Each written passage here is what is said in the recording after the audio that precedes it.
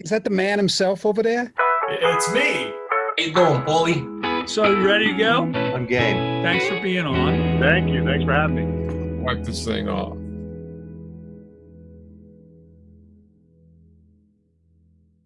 So Neil, how's your family? You guys good? We're good. Been playing lots of guitar. I know. Lots of your guitars. I think I have like I have no clue how many guitars I have here right now, but been getting really familiar with all of them and learning how to work on them, which has been interesting. I'm actually pretty good. I got a soldering iron. I got some PAFs. I'm throwing in some stuff. I'm throwing some of your pickups in, and I'm just trying to do whatever I can do to make the time pass. So we're good here too, but I've got questions for you I've never asked you. So are you up for it? Sure, let's go. Okay, so I want to know your earliest memory of falling in love with the guitar. When was it? How did it happen? I know about your dad, but if you could tell me that memory that you have of, this is for me. This is what I'm going to do. Well, what made me want to learn how to play the guitar, and I probably told you this before, but my dad was teaching me how to play woodwind instruments, and he didn't have a lot of patience. And so, he was like pretty hard on me, and I was like, you know what, I'm just going to play something else that he doesn't play. And, the Beatles and the Dave Clark 5 came on the radio, and I heard this jangly guitar, and I was like, that's it. That's what I want to do.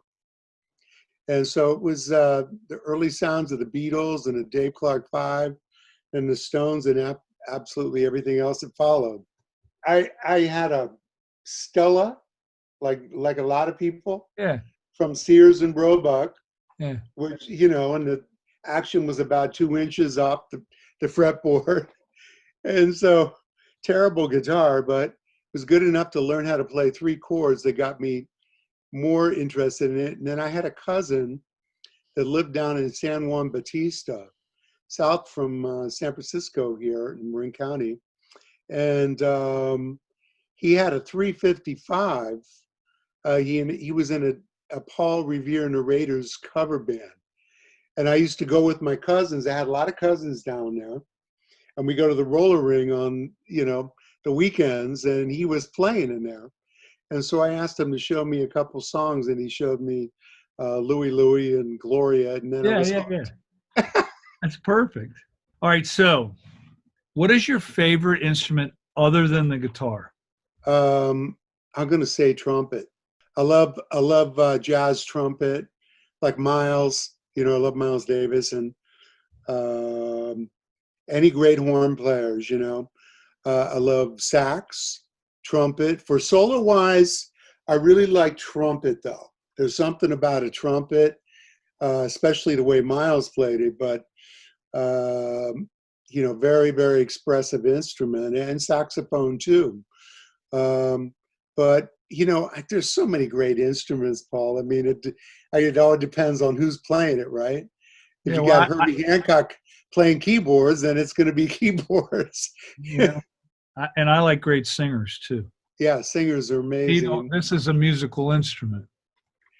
My mom was a singer, and I was brought up around total jazz, big band jazz.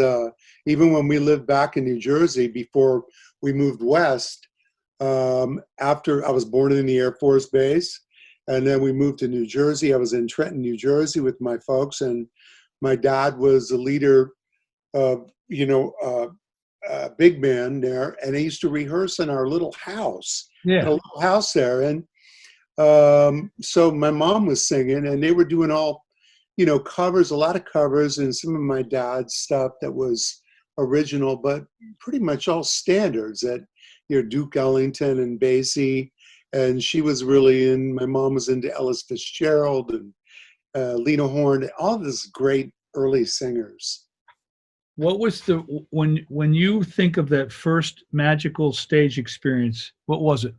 Well, it started on a smaller scale, right? I was playing at the Keystone Corner here in San Francisco, and it was with Elvin Bishop. I got introduced to Elvin Bishop from a good friend of mine at the time, and that was in the Santana Road Crew.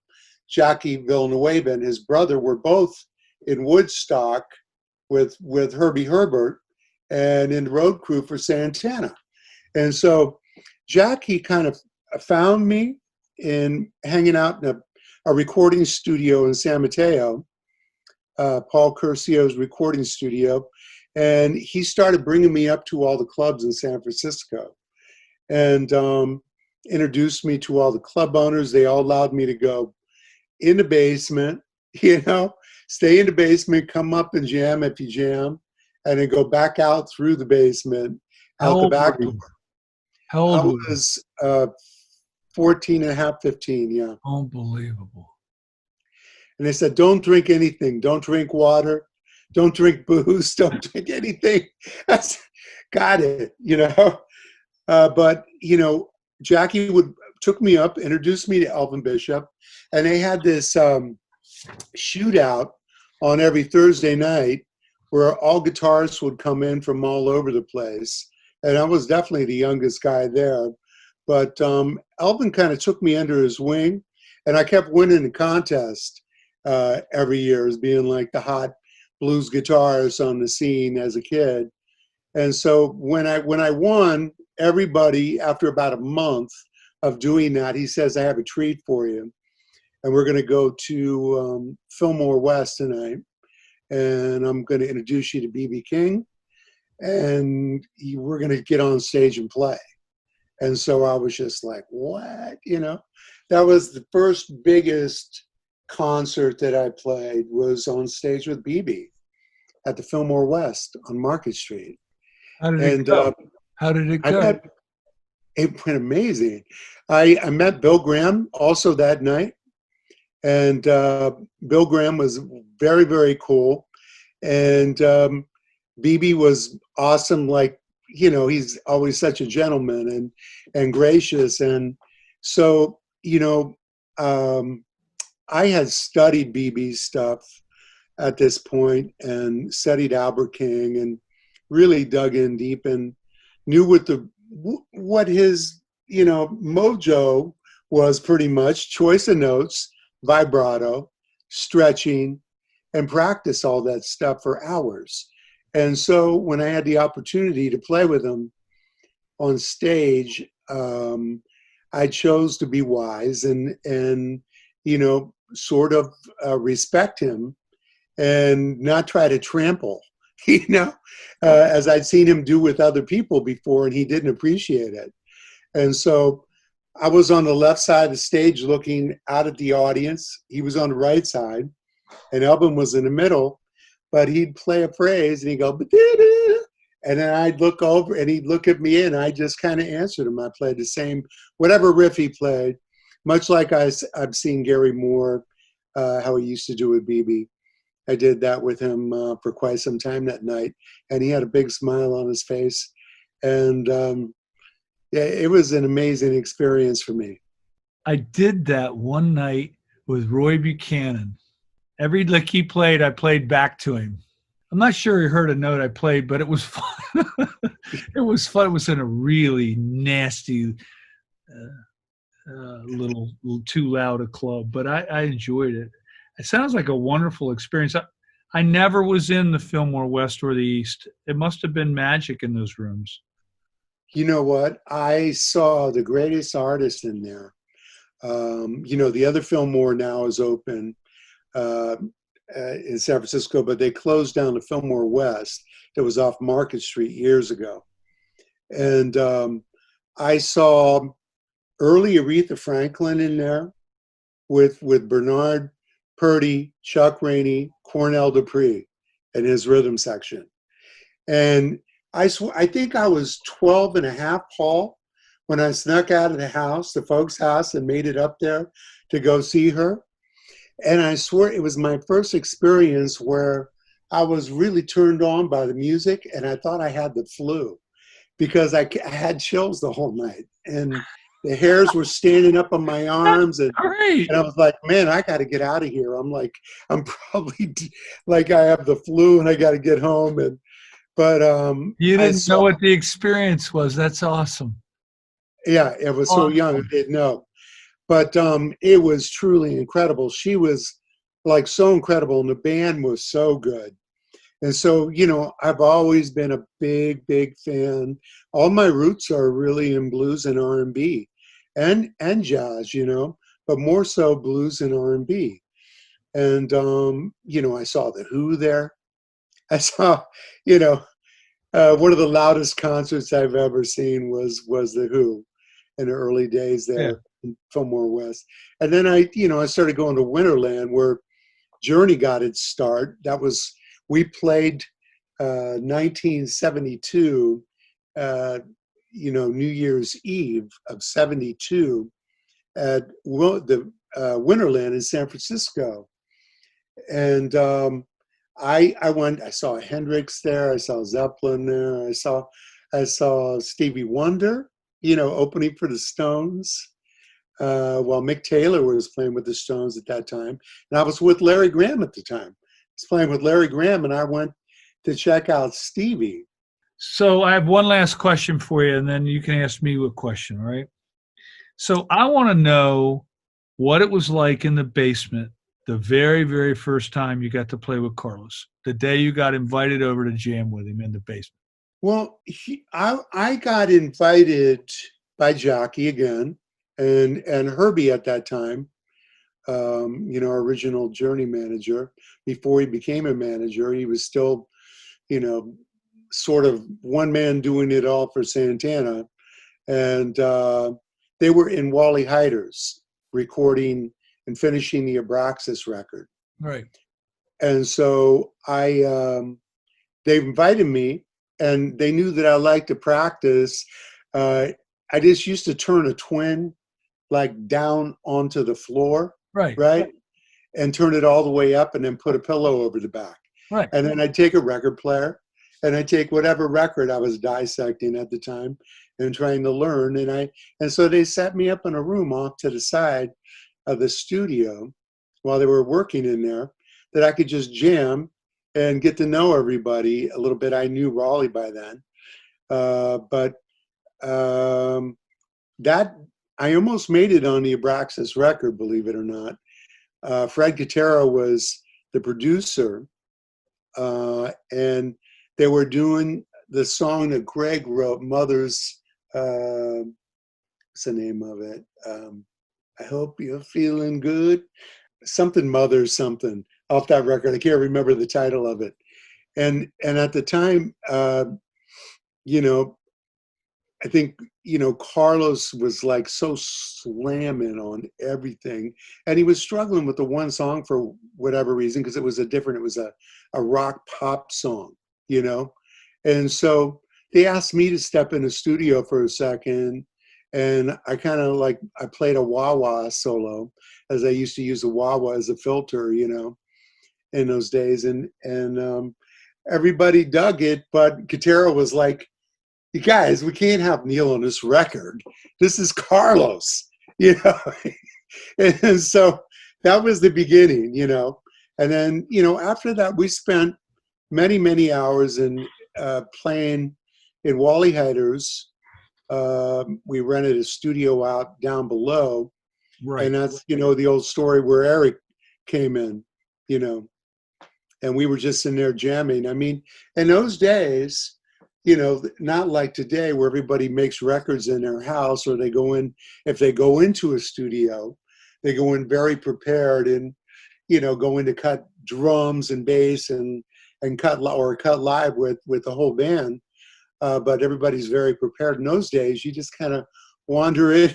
They'd book it out for 24/7 and for months, and you just walk in and jam. When you show up, and they keep the reel going, and you just record everything. And we went back, and we actually, there was No One to Depend On, and Batuka off the third Santana record was in the makings from those sessions that we were doing at Wally Heider's. Cool. So do you have any questions for me, Neil? I've tried to ask. I have a lot. I have a lot of questions, baby. Paul. No, the world doesn't know that you and I talk all the time, but now they know. All right, So, what's your most prized possession that's in your museum? maybe the guitars you gave me back.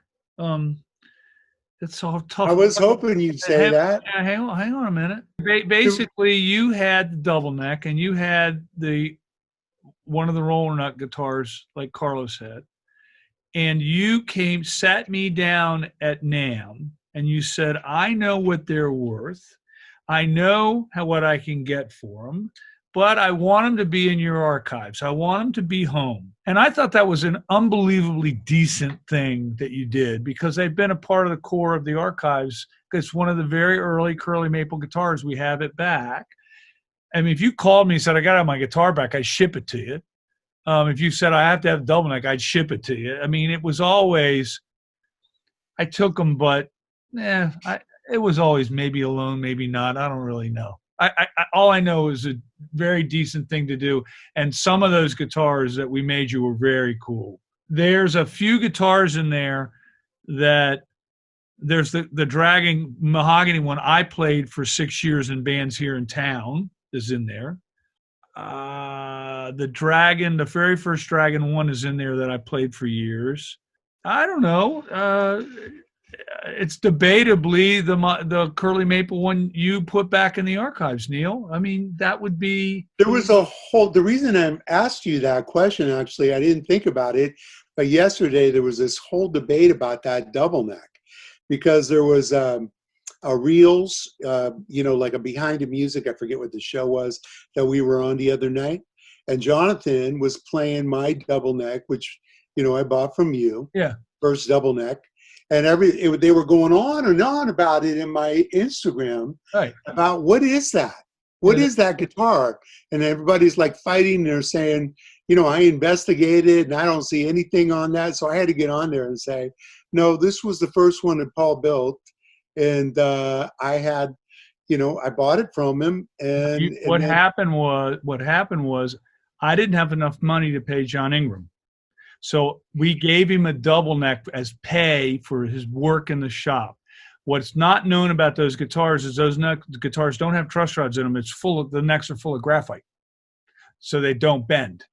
And you bought it from John Ingram because John, he had named it Big because it was big.